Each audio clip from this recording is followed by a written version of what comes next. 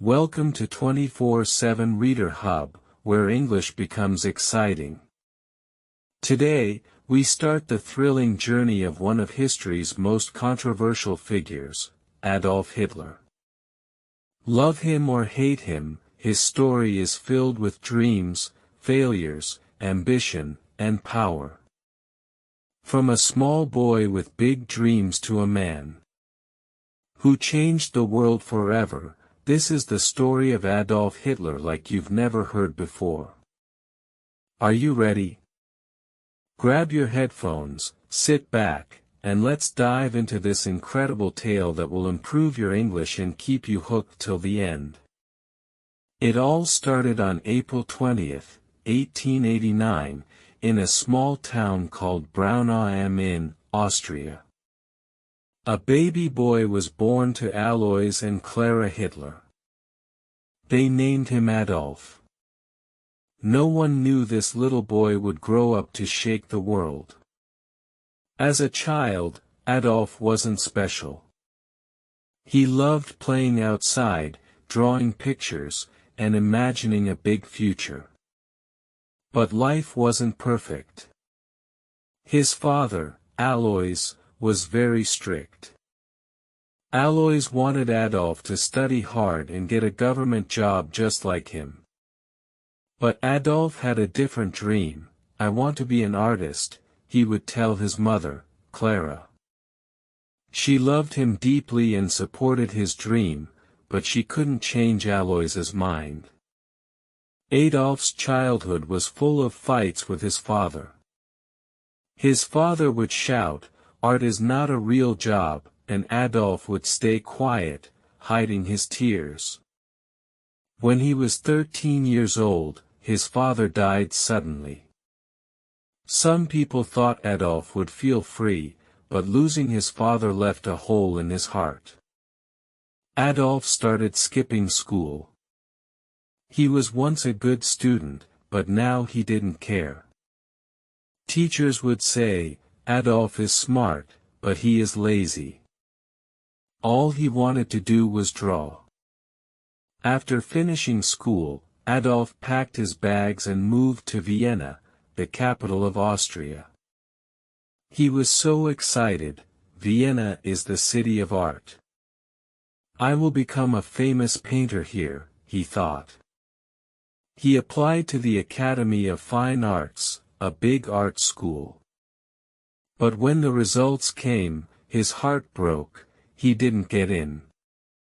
The school told him, "Your work is not good enough." Adolf felt humiliated. "I'll try again," he said. But the next year, the school rejected him again. He was devastated. Without school or a job, Adolf's life became hard. He lived in tiny, dirty rooms and sometimes slept on the streets. He painted postcards and sold them to tourists for a little money. "Why is life so unfair?" he often thought. During this time, Adolf's mother passed away. He was alone and angry.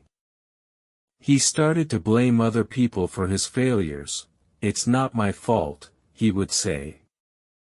In 1914, everything changed. World War I started, and Adolf saw a chance to make his life meaningful. He joined the German army.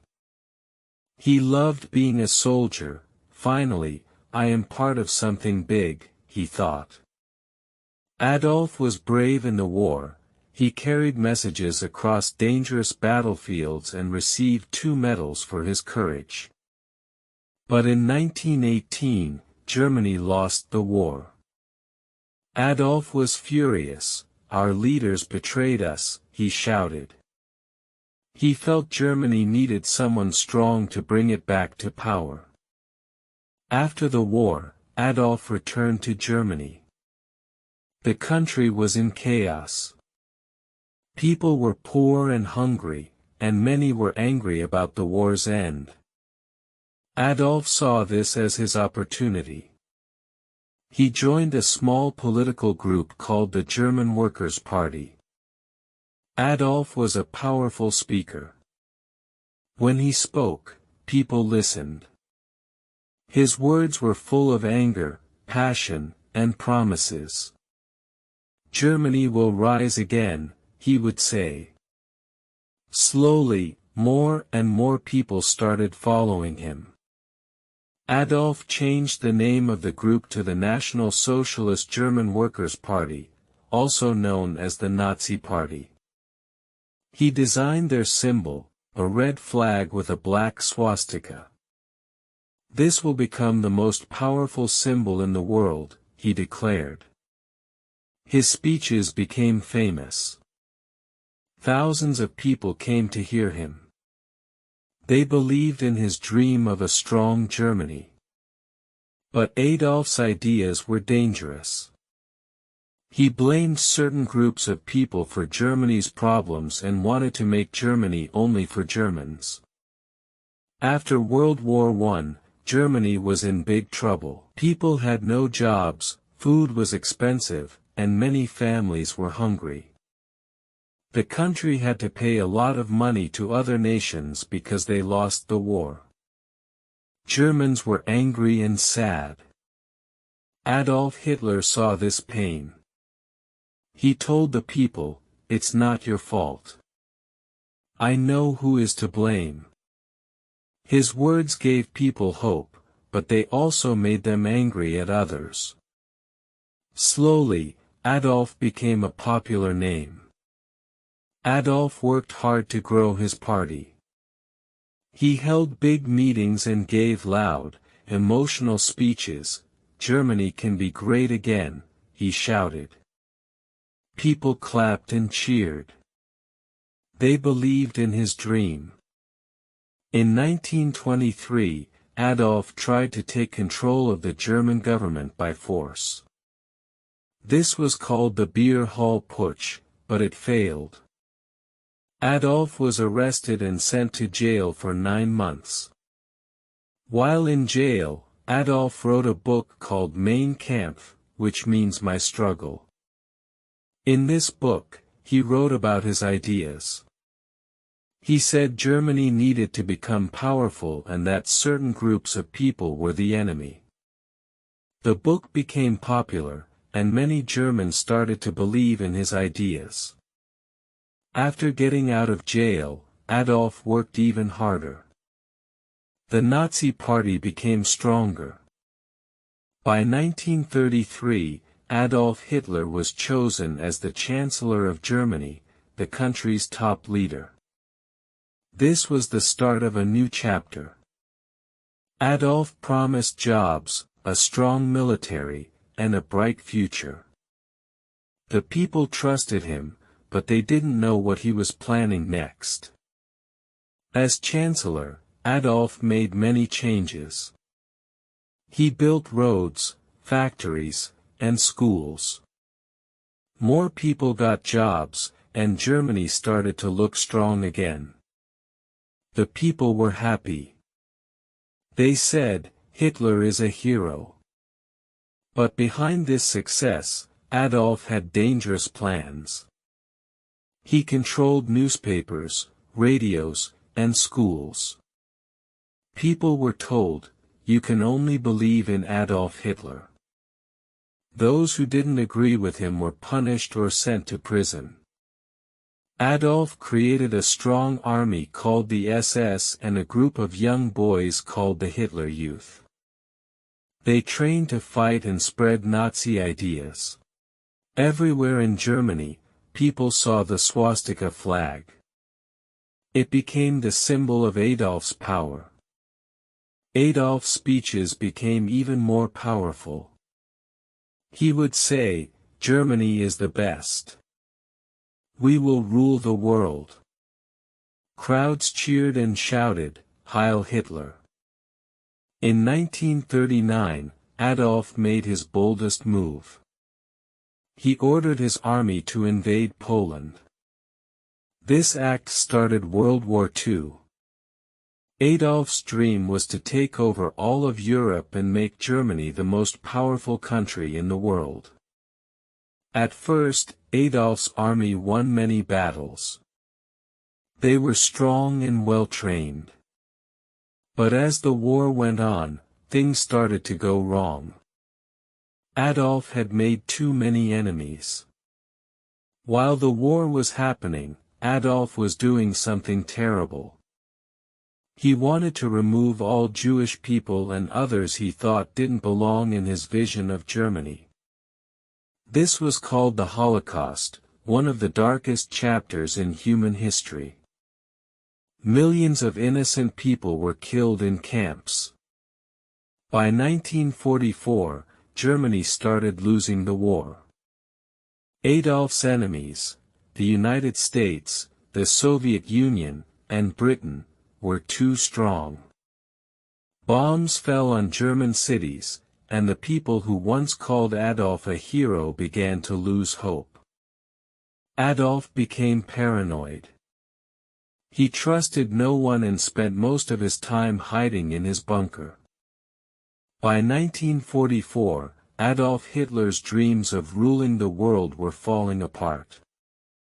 His army, which once seemed unstoppable, was now losing battles everywhere. The Soviet Union, one of his biggest enemies, pushed the German army back from the east. At the same time, American and British soldiers attacked from the west. German cities were bombed day and night. Families lost their homes, and the people began to turn against Adolf. Why did we follow him? Many asked, but Adolf didn't give up. He sat in his bunker, giving orders to his generals. "We will not surrender," he shouted. But deep inside, even Adolf knew the war was lost. In early 1945, Adolf stayed in a bunker deep underground in Berlin. The bunker was cold and dark, but it was safe from bombs. Inside, Adolf spent his time planning, though there was little hope left. He was not alone.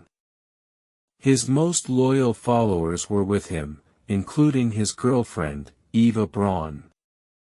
Eva had been by his side for many years, though Adolf kept their relationship private. She loved him, even in his darkest days. Outside the bunker, the sound of gunfire grew louder every day. The Soviet army was getting closer to Berlin. "The end is near," whispered his advisors. Leaders from other countries begged Adolf to surrender. "Save the people of Germany," they said. But Adolf refused. He believed surrender was a sign of weakness. "If Germany loses, it is because the people were not strong enough," he said coldly. By April 1945, Berlin was surrounded. The Soviet army attacked the city from all sides. Buildings collapsed, fires burned, and people ran for their lives. On April 29, 1945, Adolf made a surprising decision: he married Eva Braun in the bunker. It was a simple ceremony with just a few people. "You've always been by my side, Eva," Adolf said. Eva smiled, even though she knew this was not a happy moment. After the wedding, Adolf and Eva spent hours together, talking about their lives and what they had done. They both knew the end was near. On April 30, 1945, Adolf made his final decision. He called his closest followers into the bunker and told them, "I will not be captured alive." Adolf believed it was better to die than to let his enemies take him. He and Eva went to a small room. Moments later, they took their own lives. Adolf was 56 years old. When the Soviet soldiers reached the bunker, they found Adolf and Eva's bodies. The war in Europe ended shortly after. Germany surrendered on May 8, 1945. The people of Germany were left with nothing but ruins. Adolf's dream of making Germany powerful had instead brought destruction and sorrow. Millions of lives were lost because of his actions. After Adolf's death, the world worked to rebuild. Germany became a peaceful country. People remembered the horrors of the Holocaust and World War II to ensure such events never happen again. Today, Adolf Hitler's name is a reminder of the dangers of hatred, unchecked ambition, and misuse of power. Finally, his story teaches us, every decision we make shapes our future. Adolf's choices led to pain and loss, not just for him, but for millions of others. This reminds us that every action, no matter how small, matters. We must choose wisely and always think about the impact our decisions have on others. The importance of compassion and unity cannot be forgotten. Hate and division only tear people apart. The world is a much better place when we come together, respect each other, and work toward peace. Life is too short for anger and judgment. By being kind and understanding, we can create a future filled with hope, not regret. So remember, choose love over hate, humility over pride, and unity over division. These simple lessons can make our world a better place. This was the story of Adolf Hitler, a man whose life changed the world forever. It's a story of dreams, power, and the mistakes that led to tragedy. Remember, history is not just about the past. It teaches us how to build a better future. Thank you for listening, and don't forget to like, share, and subscribe to 24/7 Reader Hub for more exciting stories that help you learn English while exploring history. See you in the next story.